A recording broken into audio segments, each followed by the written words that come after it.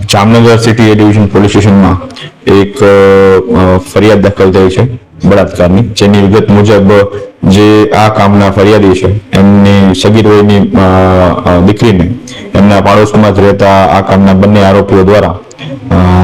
અવારનવાર ફોસલાવી, લલચાવી અને પ્રેમ સંબંધની લાલચ આપી પોતાના ઘરે બોલાવી અને ઘણીવાર તેમના વાહન ઇકો ગાડીમાં તેની સાથે શરીર સંબંધ બાંધેલા છે. અને આ બાબતે સિટી ડિવિઝન પોલીસ સ્ટેશન વિસ્તારમાં જે ભારતીય ન્યાય સંહિતાની કલમ 137(2), 64(2), IM 65(1), 70(2), 351(2), 35 તેમજ પોક્સો એક્ટની કલમ 425GL 6812 મુજબનો ગુનો દાખલ થયેલો છે. અને આ કામના જે બંને આરોપીઓ છે જિગ્નેશ શાંતિલાલ પરમાર તથા યશ ઉર્ફે ભોલો અમૃતલાલ કંજારિયા, આ બંને આરોપી હાલ ફરાર હોય તે બંને શોધખોળ માટે સિટી ડિવિઝનનો સર્વેલન્સ સ્ટાફ તેમજ ઇન્વેસ્ટિગેશન ઓફિસરની અલગ અલગ ટીમો બંનેની શોધખોળ ચાલી રહી છે અને સાથે સાથે તપાસ પણ હાલ ચાલુ છે.